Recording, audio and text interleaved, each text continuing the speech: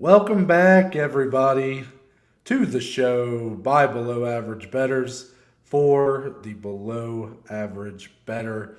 UFC Vegas 52 is what we're here to discuss this week. Happy Friday, Yes. April 22nd, 2022. We're just a couple days off of 420. Dominic, are you hanging in there? I'm hanging in there, man. I'm ready for the weekend. We had a great weekend preview yesterday. Sorry, that one was funny. And it's a big night, big weekend. Obviously, if you're watching this on Friday, there's Bellator tonight, there's Bellator tomorrow, there's UFC tomorrow that we're talking about betting wise. It's going to be a fun weekend, man. I'm ready to get going and win Yeah. some money after a bad week. Yeah, yeah. Don't even get me started. Now, before we hop into that, you can go ahead and start pulling it up as I'm Oh talking, though. yeah, of course, of But course. yeah, like we're coming off the PFL, which happened Wednesday. Great debut for the PFL, I thought. I mean, we had a fight of the year contender. Yeah, We we had did. lots of great action throughout the card. So we're going into this weekend coming off the heels of a great weekday fight card. So it makes it promising for all our cards this weekend. Even the Tyson Fury Dillian White fight. I know Dominic's not a boxing fan, but Right. damn it, some of us are. But yeah, okay. It's enough stalling. Here we go. This is UFC. the worst bet slip we've had. We're just gonna, there it It is. was Dominic's since the infamous Super Bowl weekend. This is the worst night of betting I've had in my careers. My short betting career this far. And that was quite the weekend for you, I know. Oh my god, guys! That Super Bowl weekend, the infamous Super Bowl weekend, where I think I lost like almost $200. I mean, that was. I mean, which I know for some people that's probably not a lot, but for me, I mean, Yeah. I know we don't unit shame on here. We don't talk about our unit sizes. We're not comparing dick sizes here, guys. We get it. Some people throw it around, but Right, right. there's a reason we do units. It's because we we want you guys to take what we're saying seriously. Yeah, we're not high But rollers. but this is bad. I mean, this is so bad, and it started out so promising. That's I what's so know, that's the frustrating. problem.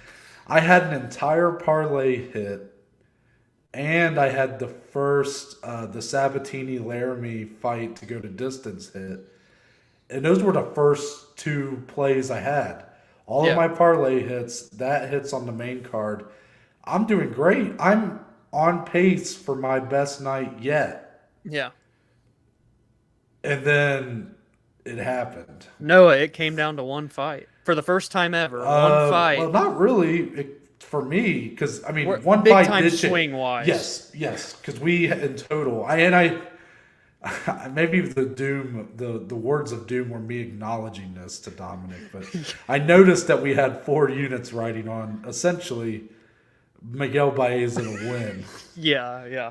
and when he did not, No, he not at got all. knocked the fuck out. But it was a great fight.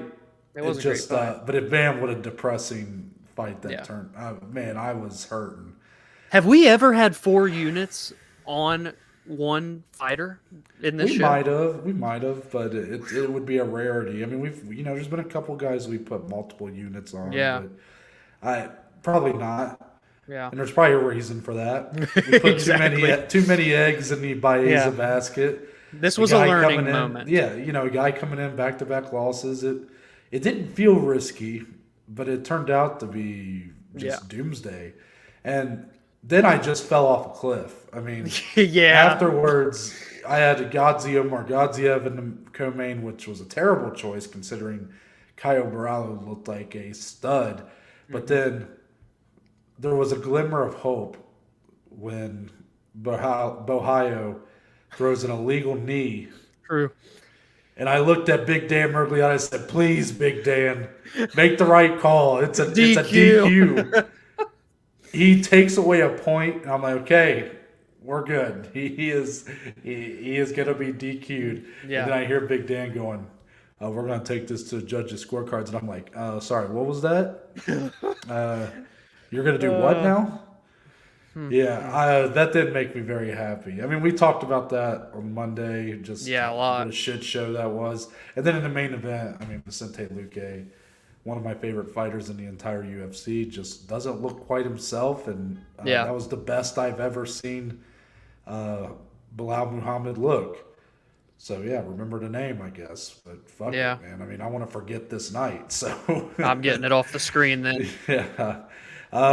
Look, I mean, we're still positive over 8 units for the year, Yep. which, you know, for some people, maybe they would just be happy to be positive at all. True. But for us, Dominic, I mean, I want to be I want to be up 20 units by now. I mean, Yeah. We're a third of the way through the year right now. Yeah. So in order to kind of catch up, we need a big week. Yep. Let's see if we can do it here. UFC Vegas 52, Lemos versus Andrade. You guys know how we do this. We go bottom up, start on the bottom of the card. We'll go all the way up. At the end, we'll have all of our single plays on a graphic and our any parlays. Parlays we'll wait and talk about at the end. Let's start with Dean Barry versus Mike Jackson. The absolute weirdest fight on this card. What the hell is this? We got to take a second for this fight, right? I mean, I know we want to like speed run through this. This deserves a discussion. You know what? Actually, before we get into it, tell everyone where they can find you on social media real quick. Oh, damn it. I'm taking it off the screen. Hey, you can find us on Twitter, on Instagram. Oh, shit. Well, yeah, the show at BAJ_MMA podcast. Find me personally at DSlee14 and find the guy to my left or right. I don't know how it works at NTBaker_. There's links to Anchor. Shout out to Anchor, the podcast sponsor. I'm throwing Dean Barry back on the board. Yeah. I'm on your left, by the way, just to be Left. clear. But yes, Dean Barry versus Mike Jackson. This is the weirdest fight of the card. Okay. Just Mike Jackson, who hasn't fought since he was in the prime spot of the first fight of the main card against CM Punk, UFC 225 in Chicago, Illinois. Yep. They took a main card spot away from Curtis Blades versus Alistair Overeem. So, and we know what happened there. Yeah, and it was a performance that was Mike Jackson dominated, but it was just terrible to watch. It was just a very low level, felt very amateurish. Yeah. And then Dana White ripped him apart in the post fight, and we thought that was the end of him. But now he's back, and what's weird, Dominic, is that this matchup has been together for over a year. It's been together over a year, but I mean, these two have been. I don't know if the fight's been moved around. I think, but I believe it's been almost 18 months. This fight's been put together for, and it wasn't until a couple weeks ago that we got confirmation this fight was happening on this card. Yeah, Dean Barry 4-1. That's typically a little green for someone coming in on their debut, but this guy making his debut in the UFC, and he's a minus 1100, even over that 1125. Yeah. So I'm curious, with all that being said, is there anything that kind of sticks out to you here?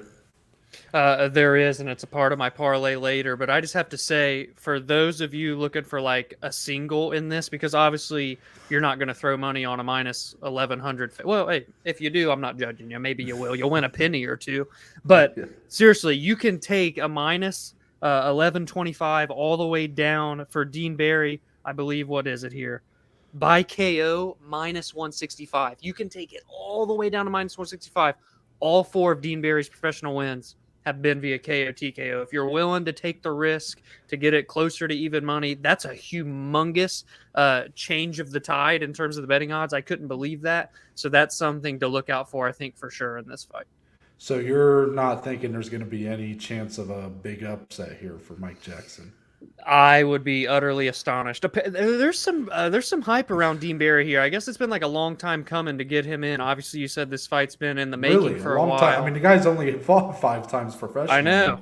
But, a whole year and a half they've been trying. I don't know what all the issues have been, but for him to debut here against Mike Jackson, it's like the UFC's kind of throwing Mike in with some young killer. I don't think there's an upset happening here.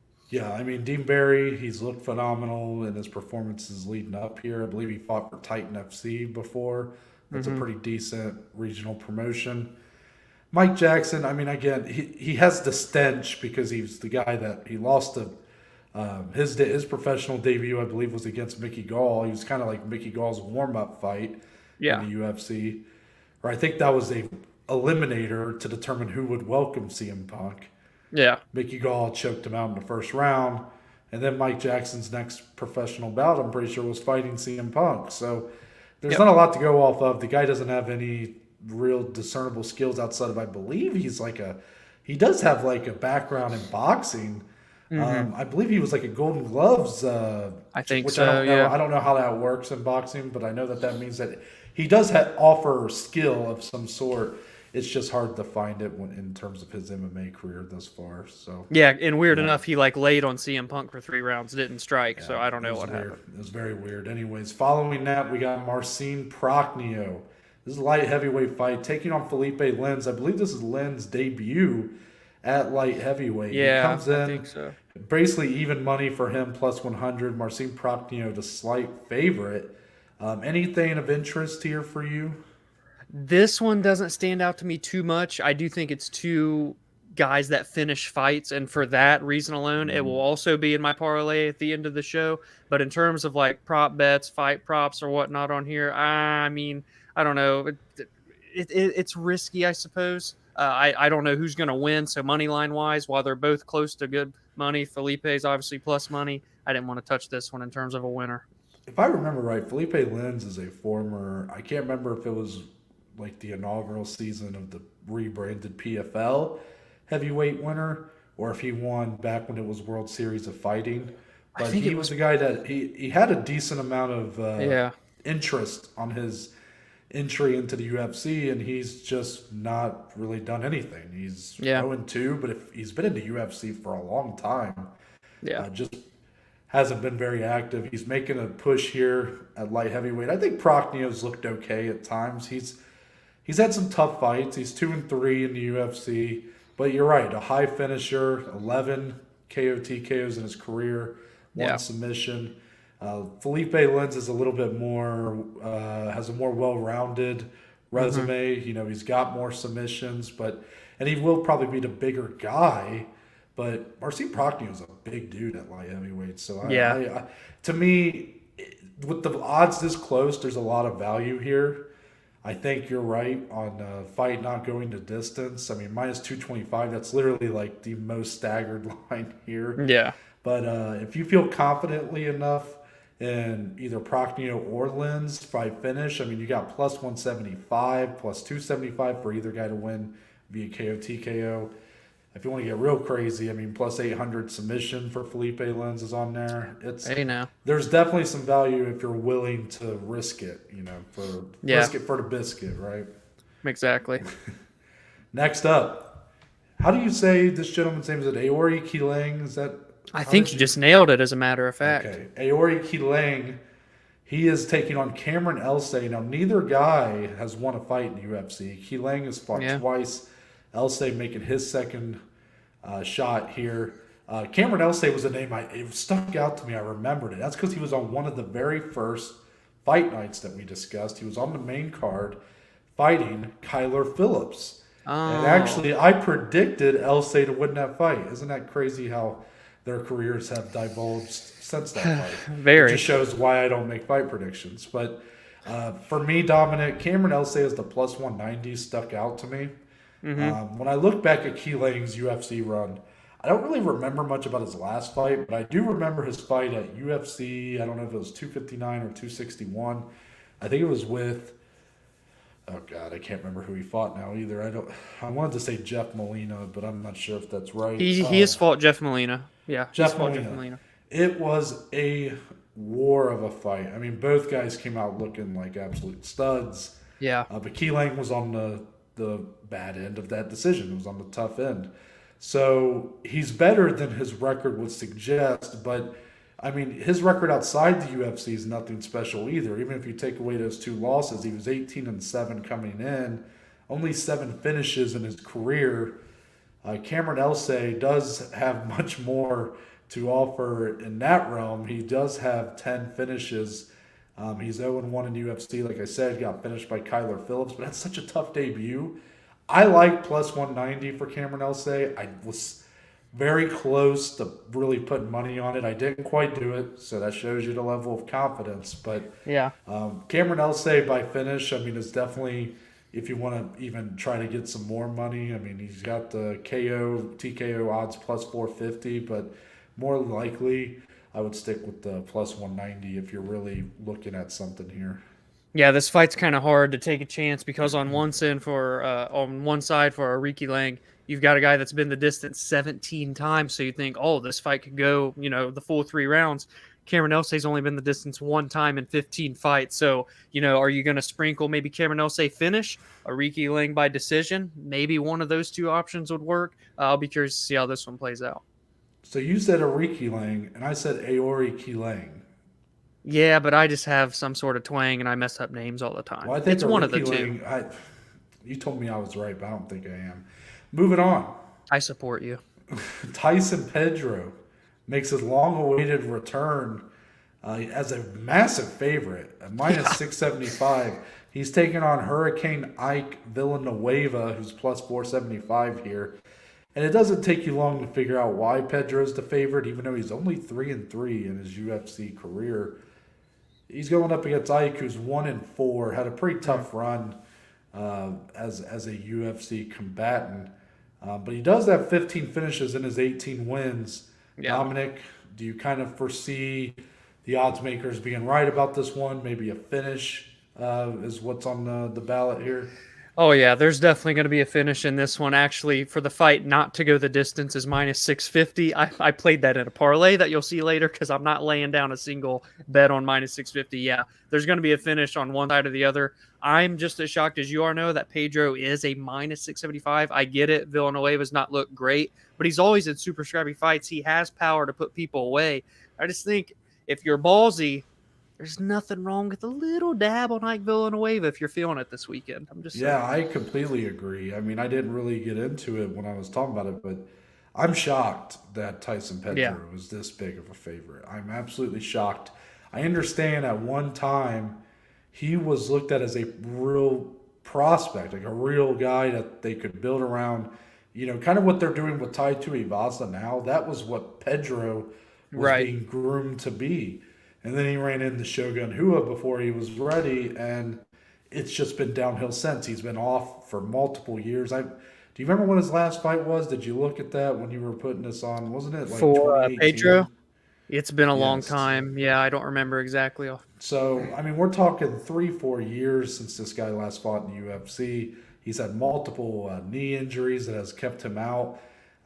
Look, some people don't believe in ring rust. Maybe it's real, maybe it's not. I have a hard time seeing him coming back here and being 100% of what he was when he left. And when he left, I'm not sure if he should. His last fight, I'm not sure if he was this much of a favorite over Ike Villanueva. So with all that being said, he may come out here and dominate this fight and get a victory, but that's kind of projecting a lot, and I'm not willing to do that for a guy who hasn't fought in so long, has massive injuries he's coming in on. Ike Villanueva plus 475, it's worth the dabble, but again, at your own risk. Hear what I'm saying here. I'm not putting my own money on it.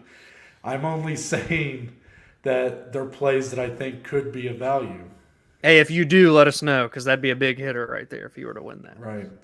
Next one, we got a really interesting fight, a fight that's kind of going under the radar. Dwight Grant taking on Sergey Khandozhko. That's a Khandozhko. Minus 120 for Sergey, plus 100 for Dwight Grant. Grant's going to be the name more familiar to UFC fans. 3-3 in the UFC. He was on the Contender Series. He earned a contract on there way back, I think, in season 1. While Sergey is only 1-1 in the UFC, but you look into their records, even though Grant has much more UFC experience, Sergey's 26-6-1, has had 33 professional bouts. Dwight Grant's only had 15. So double the experience. Will that come into play here, Dom, or do you side more with the guy who's had the high-level experience, Dwight Grant? Yeah, that's always a really good debate to have. It's a good discussion to have. I like Dwight Grant. He can be scrappy at times. It's not like they're insane fire fights, but they're not boring fights either. They're right in between, and I think that's what this will be too. A lot of decisions between these two, 19 total. I've went that way of the decision. So, yeah, I mean, I didn't do anything personally on this one, but it could definitely be an interesting scrap. I'm glad you mentioned the combined 19 decisions for these two. Not to, Sergey does have 17 finishes as well. So the guy is purely capable. And I mean, Dwight Grant's got 7 as well. But Dwight Grant in the UFC has been a much more cautious fighter. Actually, I would say that a lot of his fights have not been very exciting to watch. I remember a snoozer with Alan Jourdain, a guy that I'm a big fan of. And ever since then, I've been kind of Dwight Grant's. Whenever I see him on a card, I'm typically like, we'll see how this goes. Yeah. Because of that, this fight to go to distance, minus 150, I put money on it. I think it's a good play. When you have two guys that have played it safe in the past, or it's not even about playing it safe, they're not overly aggressive. They're not right. They don't depend on a finish. They have the cardio to go 15 minutes. I want really going that way, and that's why I put money on it. So I like it. Next up, Jourdain Wright. Oh my. Beverly Hills Ninja, correct? Yes, that's true. One of the most badass names in the UFC. Taking on Marc-Andre Barriault, trying to shed the stench of that 16-second knockout loss he's coming off of against Chidi and Jokuani. Dominic, how do you see this one? These are two guys who I feel like their lowest moments in the UFC have been the biggest highlights of their careers. Yeah, that's very true, man. Jourdain Wright's never been in a boring fight in his life. No, he's never even went the full 15 minutes, and he's had 15 professional fights, and the guy's never seen the horn on the other end of the cage. So this is going to be interesting. He's always coming out and he's willing to literally, go out swinging. If he's not finishing you, you're more than likely finishing him. Marc-Andre, he kind of is a little bit slower pace, but I don't know if Jourdain Wright is going to allow him to fight that way. And for that reason alone, your play that you're going to be discussing is very, very much in play this weekend in live. Yeah, to me, it's a hard fight to judge going in because this is a clash of styles purely. I mean, I'm definitely siding with the style that more fits Jourdain Wright, which is under 1.5 rounds plus 120. Odds makers think that there's a good chance this one goes a little later into the fight. I just go off of Jourdain Wright's last few performances. I mean, he's a good striker, but he can't really take a punch. And, Marc-Andre Barriault, I think, could be dragged into the kind of fight that Jourdain Wright wants to play. And because of that, Barriault coming off a very vicious knockout loss, I could just see one of these guys going down quick. Yeah. Hopefully so, because I have money on it. So there you go, plus 120. I also think there's some value here. If you feel strongly enough about Jourdain Wright, I'm actually surprised that he's the underdog. I actually kind of feel a little more confident in him. There's a lot of underdogs in this card that I feel like if I had to make a play, I probably would. I mean, Jourdain Wright being one of them. I'm not so confident that Marc-Andre is going to be in the kind of position to be pushing the action the way he's probably going to need to get rid of Jourdain Wright here. Yeah, I like that. So, unfortunately, we will not be talking about the fantastic flyweight fight between Sue Matarese and Manel Cape. That fight is off. So we're on to the main card. We're a little out of order on our end compared to what it's showing for the broadcast, but I mean, it's all the same fights, right? So let's start with Maycee Barber versus Montana De La Rosa. We spoke a lot on Friday about Montana De La Rosa, how underrated we think she is, Dominic, but Maycee Barber, the future was her nickname, right? That is her nickname. She's still 23 years old, very young. She is coming off a win over Miranda Maverick, even though it was a fight that most people thought Miranda Maverick won. Yeah. Maycee Barber still kind of pushing for that redemption tour. How do you see this one playing out? Yeah, I'm really excited for this fight. I like both these ladies. I think they're both young and, that they're part of that future of this flyweight division that Valentina is holding the crown in right now. And I'm excited for how this one plays out. Maycee, it essentially feels like she's on a 3-fight skid, and we're still waiting for that big statement win that we were so used to seeing when she first came into the UFC, starching 3 straight opponents. But then faltered, obviously had the knee injury as well, so a bit of a layoff during her stretch. For Montana De La Rosa, again, like Noah said, we talked about it on the preview episode a little bit, and I just think that she is extremely underrated. She has a lot of experience to only be 27 years old, and I think the X factor in this fight is her grappling, because we saw Maycee Barber struggle against Miranda Maverick in that department, Montana De La Rosa may be the best grappler in this 125-pound division and a phenomenal wrestler. She's long, she's rangy, she's improved her striking enough to where I think she can compete with Barber on the feet too to get it to the ground. And for that reason alone, I'm willing to take the risk. Montana De La Rosa money line plus 155. And I'm right there with you, brother. Yes, sir. Brother.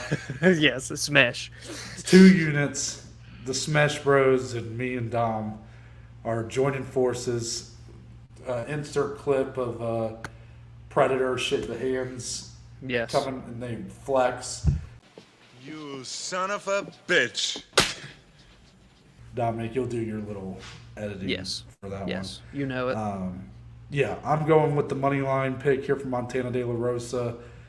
Maycee Barber's good, but what she excels at, or what she prides herself on, her striking, it was good to get rid of a lot of the people she was fighting early on. But I think what you're finding is she's going up against more highly credentialed strikers, and she's struggling. And then she's going up against people who are just as good at striking, but have much more evolved grappling. And I think that's what you have here. I don't think the gap in the striking is as clear as maybe the odds makers will, or a lot of people will. And yes, you're right. Montana De La Rosa all day if this fight is on the ground. So yes, 2 units for your Joes there. Our dog of the week there, we say. Yeah, it is dog of the week. Yep. Now, next up, we got a pick 'em fight here. Lando Vannata taking on Charles Jourdain. The odds got closer and closer for this fight. Charles Jourdain was a slight favorite when we were looking yesterday, but again, we pushed off recording till Thursday, which we might make the norm. But and with that out of the way, Dominic, a pick 'em fight here. Who you picking to win? Oh man, this feels like a pick-up fight to me. This is such a fun fight. This is, hey, with Stu Matarese and Manel Cape canceled, this is probably locked in the fight of the night honors for Saturday. I'm very excited for this. I think it's going to be a blood and guts war, man. Back and forth. Charles Jourdain looks so good in his last outing. Was that the Andre Ewell fight? Was his last fight? I believe so. Lando Vannata. Yeah, Lando's never been in a boring fight either. So this is going to be violent, and I know that you liked it a little bit, huh? I like this fight a lot. I got 2 different plays for this fight. I'm actually going Charles Jourdain money line. I was willing to do it when he was. I would agree with you, I think, there, though, if I were to play it. You know, I think Lando Vannata is so fun, so exciting to watch, but I think Charles Jourdain is severely underrated. I mean, this is a guy that I think has legit potential and has even shown it at times. I mean, this is a guy that knocked out Doo-Ho Choi. We know that fight just got inducted in the Hall of Fame between him and Cub Swanson. We know how hard it is to put the Korean Superboy away, even though he's kind of disappeared. But Jourdain was his last loss. That's what put Jourdain on the map. And you look at the way he fought Andre Ewell. Yes, Lando Vannata is at least a bit more active than, I mean, I don't know if he's better than Doo-Ho Choi probably at this point. But, you know, I would say Lando Vannata's a little bit better than Charles Jourdain's last opponent in Ewell. But, you know, I just trust Charles Jourdain just a little bit more. But one thing I do really like for this, and that's minus 110. But also, I love minus 165 for this fight to go the distance. Yes, I know this fight might be a war, it might be blood and guts. You know how risky that can be when you're trying to make a play for a fight to go to distance. But these two, Dom, they go to distance a lot. They've been to the distance combined 14 times in their professional MMA careers. That's 14 times, and I mean, I'm doing the math here. They have 36 combined fights, so a really decent percentage of fights to go to distance.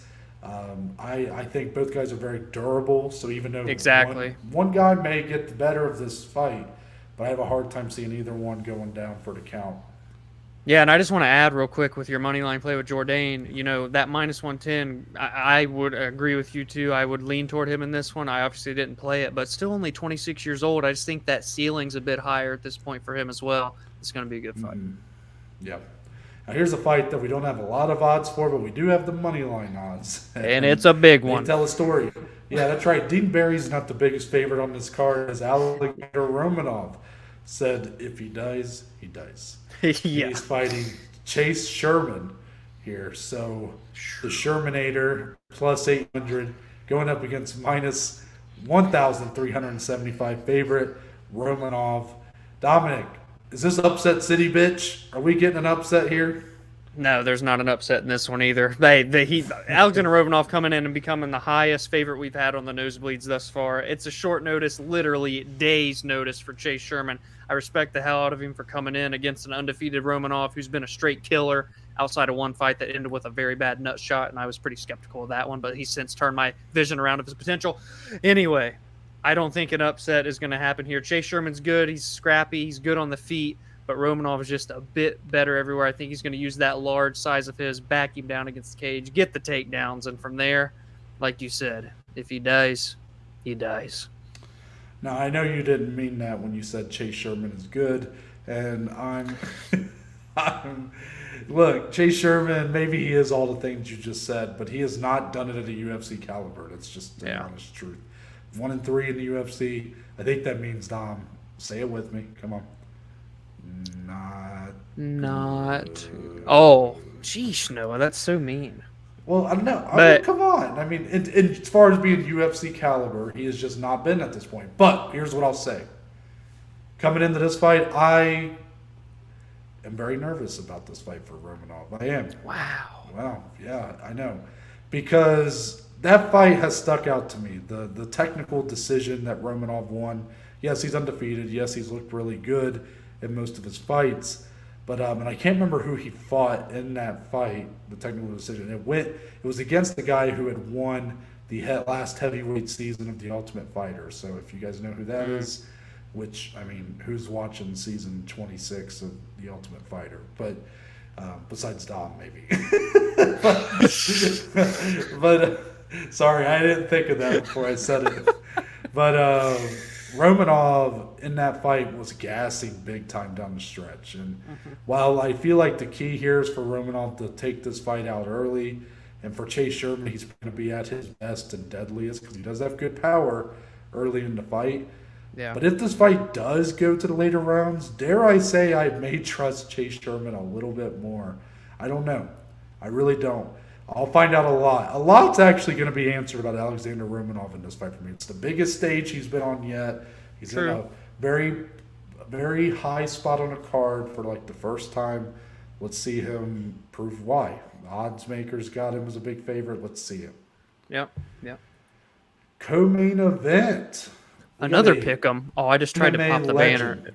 There it is. Yes, another pick'em fight. Damn right.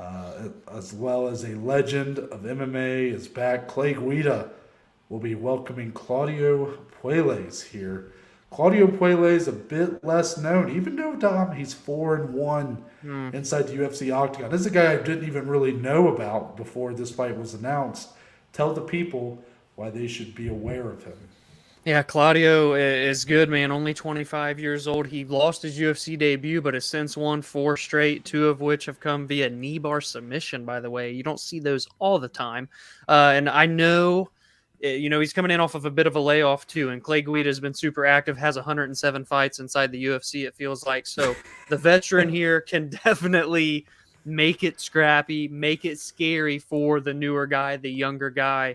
But Noah, I'm actually siding with Claudio here at minus 110. Those are good odds. I'm taking him on the money line. I think it's going to be a scrappy one, but I think the young gun is going to come out and prove that he's here. Yeah, I actually think if there was a decent play a little lower, again, at your own risk, plus 350 for Puelles by submission. I believe Clay Guida's lost like double-digit fights via submission or something like that. He's had a fair share, yeah. Yeah, so, I mean, even though he himself has finished a lot of fights via submission, it sounds like when it's on the ground, it's kind of a 50-50 shot. He's either going to win or lose that fight. So right. I tend to actually like Guida a little bit more. I like the experience, but I understand, though, that if Claudio Puelles is a legit prospect, if he's a guy that 25 years old, 4-1, a guy who's on a 4-fight winning streak. If he's really all he's cracked out to be, he should win this fight. Yeah, right. I agree. Main event time. Amanda Lemos coming in at number 10, taking on the number 1 ranked women's flyweight contender in Jessica Andrade, making her return to the division she was once a champion of. And as of now, she's a minus 210 favorite, Dominic, while Lemos plus 175. We know both these women can crack, but let's get deeper in here, Dominic. Do you agree with these odds? Do you feel like Jessica Andrade is a 2-1 favorite? I understand Jessica being the favorite, 2-1. I don't know. That could be a bit much. Like, I mean, obviously she's been the champion of this weight class. She has wins in 3 different weight classes for that matter. She could be the favorite on any weight class she goes to, honestly. But Amanda Lemos is legit, man. She lost her debut in the UFC, but has won 5 in a row, 3 of them via finish. She can crack. Both these women are aggressive. I think it's going to be a very fast-paced, fiery, aggressive type of fight. And I'm just going to be honest with you, Noah, that led me to take the under. It's sitting at 3.5 rounds. You're telling me these two ladies have to go more than 17.5 minutes? I just don't see that happening. So at minus 130, I was very comfortable taking the under at 3.5 rounds. They have 33 combined wins. 25 of those have came via finish. And out of those 25, 18 of them have came in the first round. And truthfully, I think this one's going to end in the first round. I don't know if this still stands, but I looked and it said that you could take this fight to end in round 1 at plus 300. I almost took it. I'm just putting it out there. Just saying. Yeah, I actually like these odds. I think Andrade I think this is about accurate. There is some questions. Jessica Andrade is somewhat limited. I said this on yesterday's show that she's a little bit limited when it comes to fighting the top women of the world. I mean, she can crack. She brings the pressure. She can be a tough person to fight in that way. But also, she can get it's kind of the bull matador thing. If you can matador her, you can have a lot of success. And we've seen women do that in the past, like Joanna, Zhang Weili, Valentina Shevchenko. I don't think Amanda Lemos is someone of that caliber. I think she's more along the lines of a Cynthia Calvillo who got pummeled by Jessica Andrade. Yeah. And because of that, Amanda Lemos, a good run, someone that people are excited about, and maybe they still should be. But I don't think she's quite ready for one of the best women in the world still in my eyes, who's in her prime, Jessica Andrade. But, Dominic, it got to minus 210. I couldn't take the money line play. Yeah. It's just a little too much for me unless I was putting it on a parlay and I didn't really like anything else. But I didn't go with the same play you did, but I did go for this fight to not go to distance at minus 190. It's now at minus 200 since I played that. So it's minus 200 is about my limit on a single. I mean, I'm really not going to go any more than that. And so she's just outside of there on the money line, but I do think this is a fight that I don't see going to distance. I mean, 25 minutes for these two, that would be a lot. That'd be a weird fight. Yeah, but, I can't envision it at all. Yeah, we'll see. But yeah, I'm very excited for this main event. I think it's a solid main event. I think it's a worthy main event. We'll find out a lot about both ladies at this point in their career. I agree, my friend. All right, well, that's going to wrap it up for this edition of the Nosebleeds. Let us know what plays you're making. Do you like the plays we got? Or wait, Dominic, you want to put up the? I got you. Parlay, yeah. So you guys can let us know all that. But here is the below average bet slip for this card, and there is one parlay for Dominic to discuss. Go ahead. Oh, I literally was just telling Noah yesterday, man, I think I might take a week off of parlays. Here I am laying a plus 158 and then he goes with probably the biggest parlay. I know. Career.